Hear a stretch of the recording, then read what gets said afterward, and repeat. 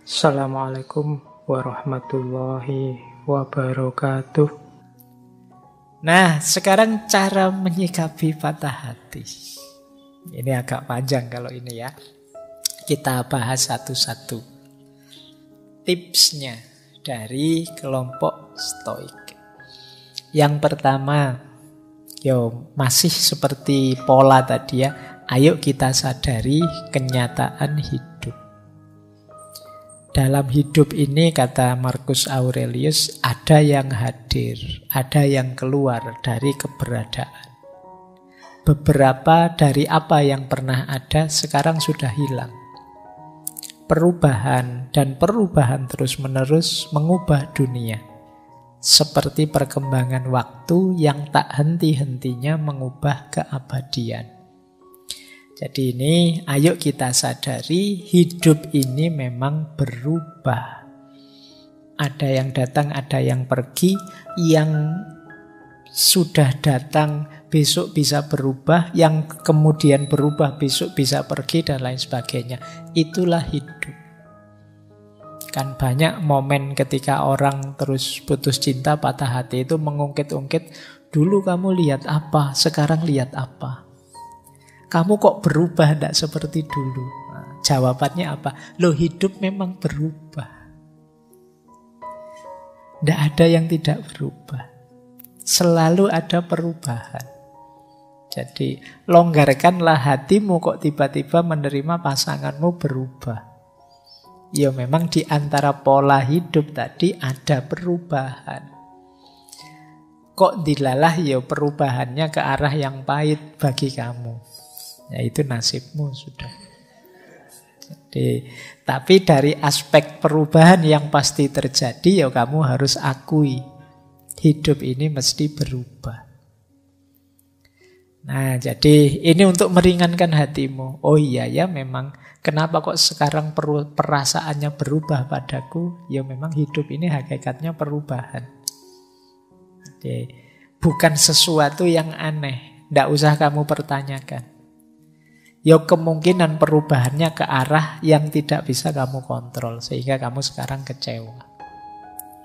Ini rumus pertama. Kalau teman-teman merasa kaget dengan momen kok tiba-tiba dulu kita bersama, sekarang kita berpisah. Memang hidup ini penuh dengan perubahan. Yang namanya pertemuan pasti ada perpisahan. Sayangnya kebersamaan kita pisahnya cepat. Kan cuma itu saja. Yang lain durasinya panjang. Kalau kita durasinya pendek, akhirnya putus. Sederhananya kan begitu. Jadi kamu lebih longgar hatimu. Tidak harus terlalu membebani perasaanmu. Yang kedua, masih dalam konteks sadari kenyataan hidup. Kalau ini dari Epictetus. Ini menarik ya, filosof Stoik itu. Marcus Aurelius itu kaisar. Kalau Epictetus ini Buddha. Jadi pengikutnya aliran ini dari kaisar sampai Buddha. Kata Epictetus begini, saat engkau mencintai sesuatu, tempatkan di hadapan dirimu posisi yang berlawanan. Apa salahnya saat engkau mencium anakmu, engkau bisikkan dengan suara lirih, besok kamu pun juga akan mati. Dan kepada temanmu, besok kamu yang akan pergi atau aku yang akan pergi, dan kita tidak akan pernah bertemu lagi. Nah ini menarik. Kalau pas kamu lagi hangat-hangatnya pacaran, terus kamu bilang, pada saatnya ya tetap kita akan berpisah.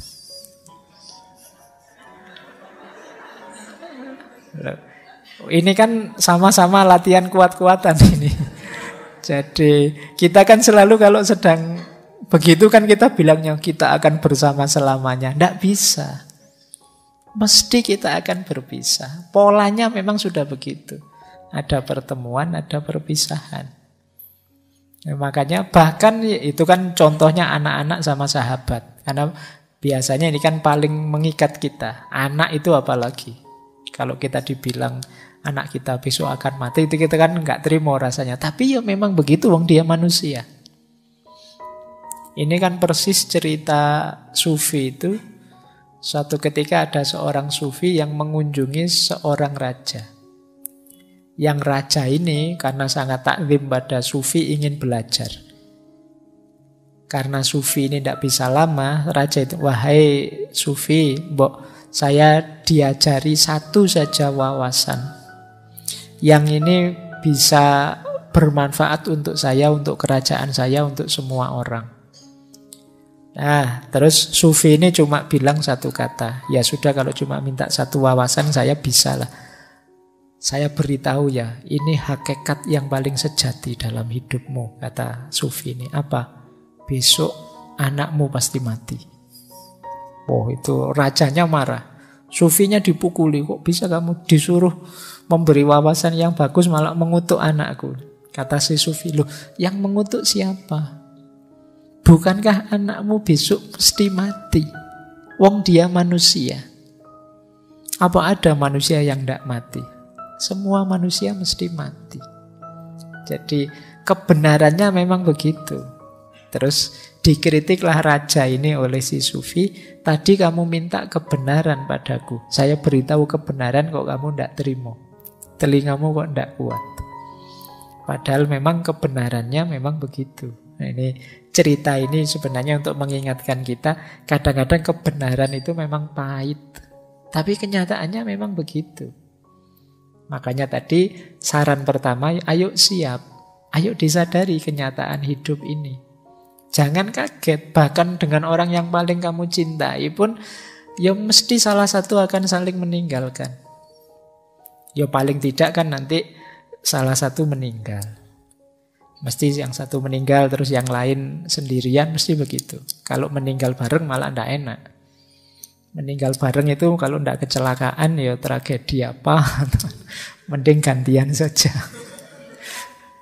Jadi momennya mesti pahit itu kalau bersama-sama. Dan saling meninggalkan.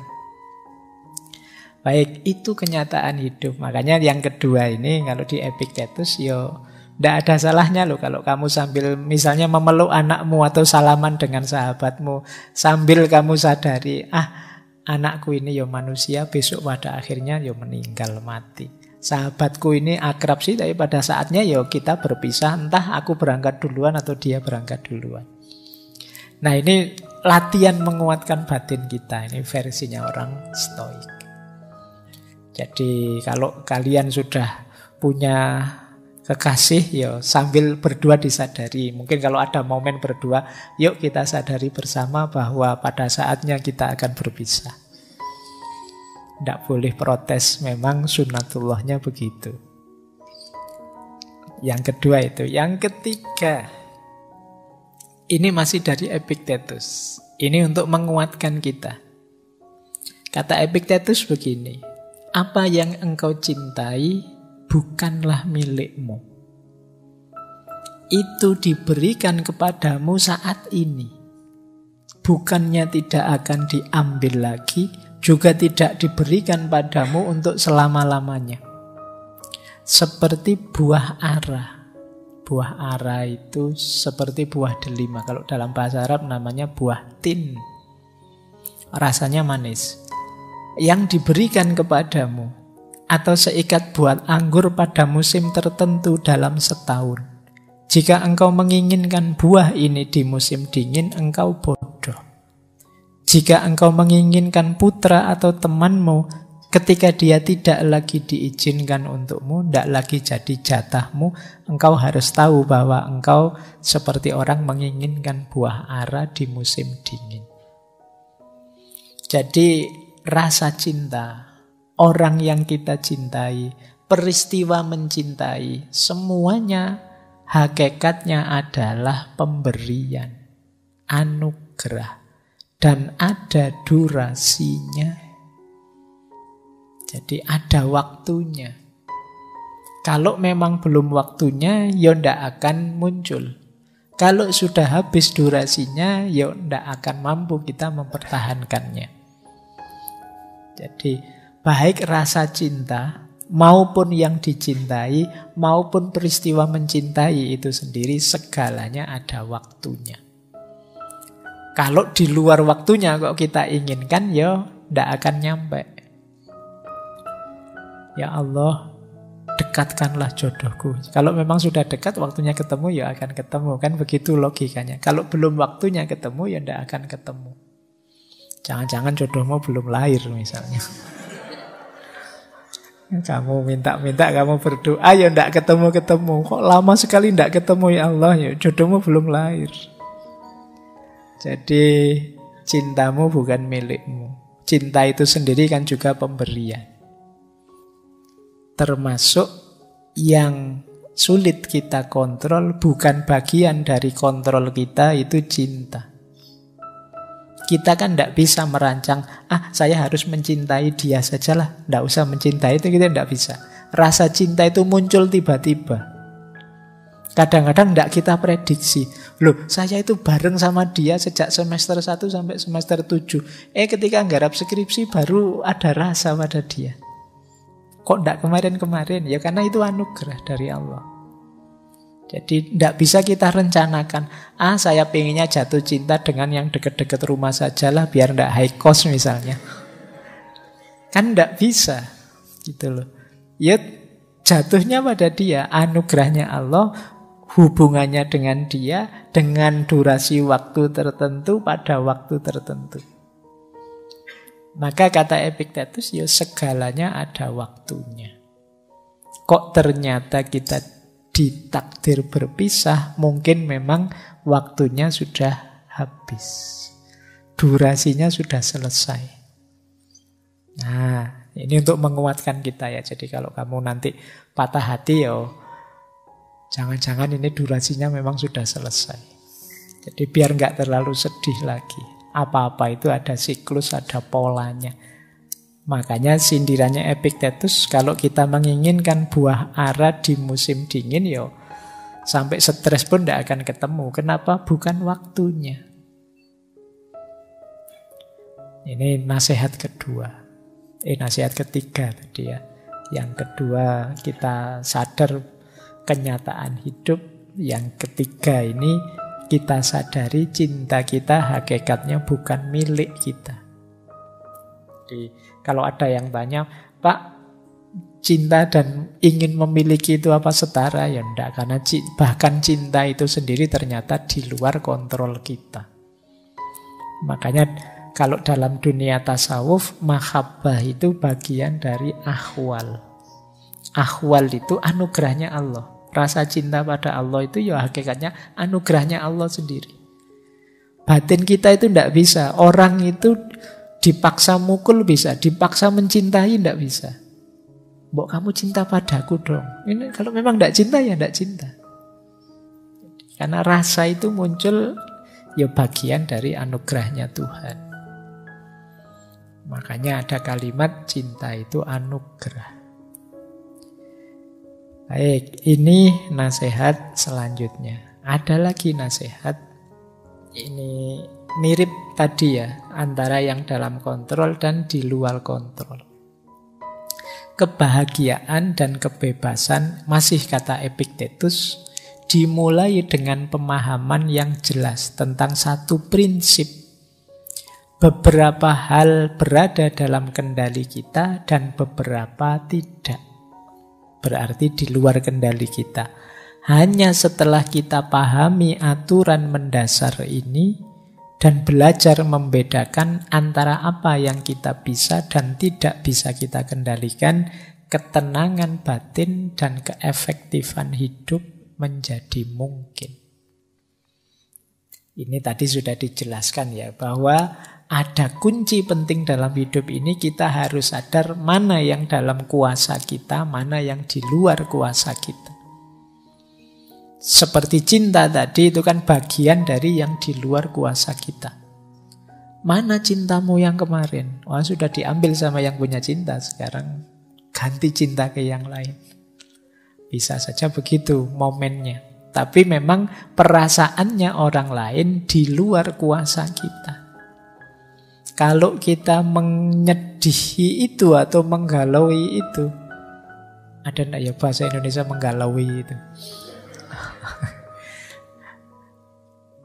Berarti kita ya akan kesulitan keluar dari rasa sedih karena ini. Karena apa? Tidak ada jalan keluarnya, karena di luar kuasa kita. Apalagi urusan perasaan. Seperti saya jelaskan tadi, ya kalau urusan perasaan tidak bisa dipaksa. Kalau kita merasa sedih itu kan orang bilang, mbok jangan sedih. Lah ini sudah sedih. Kok tidak boleh sedih? Wong ini rasa. Mbok jangan tersinggung, gitu aja tersinggung. Lah saya sudah tersinggung ini. Jadi sulit rasa itu diatur seperti kita ngatur yang dalam kontrol kita.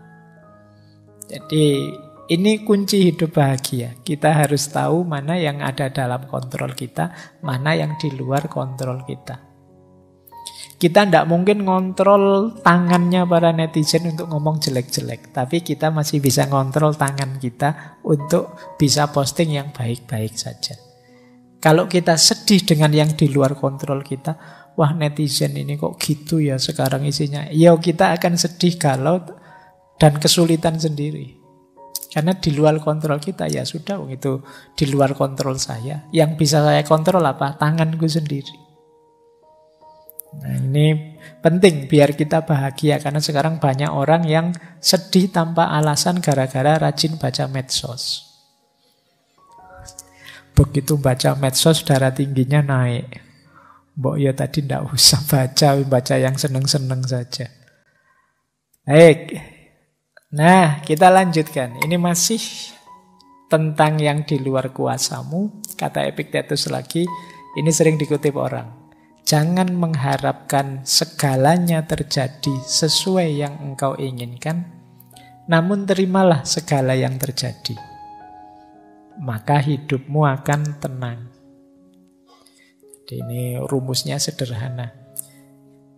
Kita akan sering menginginkan banyak hal dalam hidup ini. Nah, kalau menginginkan ini sambil kita kasih tanda petik, semoga, insya Allah, dan lain sebagainya, kita lebih tenang. Tapi kalau kita memastikan yang kita inginkan harus terjadi, kita akan lebih banyak stres. Ada lagi yang lebih menenangkan apa? Kita terima segala yang sudah terjadi. Ini lebih menenangkan. Kenyataannya saya ditolak. Wah, kenyataannya saya diputus. Mau gimana lagi, saya terima. Itu lebih menenangkan. Yang paling tidak menenangkan, kita tidak terima dengan yang sudah terjadi. Ini stres double-double kamu.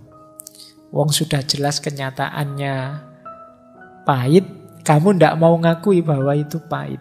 Nah itu sulit sudah. Kayak kamu minum jamu, pahit enggak? Enggak kok, saya kuat. Ya wis, orang enggak akan iya. Ya kalau pahit bilang saja pahit. Kalau memang sulit bilang saja sulit, enggak masalah. Terima saja, akui saja. Ya tinggal kamu tata ke depannya segala yang ada dalam kontrolmu. Kan cuma itu saja. Yang di luar kontrolmu ya dipasrahkan saja. Ini lebih menenangkan. Jadi kalau kita ingin tenang, memang rumusnya harus tahu yang dalam kontrol dan yang di luar kontrol. Oke, untuk malam hari ini saya cukupkan sekian dulu. Mohon maaf kalau ada yang kurang berkenan, mungkin 1-2 kekurangan apa, mohon dimaklumi. Kalau ada kekhilafan, kealpaan yang teman-teman ngerti benernya seperti apa, ya silahkan disampaikan. Kurang lebihnya mohon maaf. Wallahul muwaffiq, wallahu a'lam bissawab. Wassalamualaikum warahmatullahi wabarakatuh.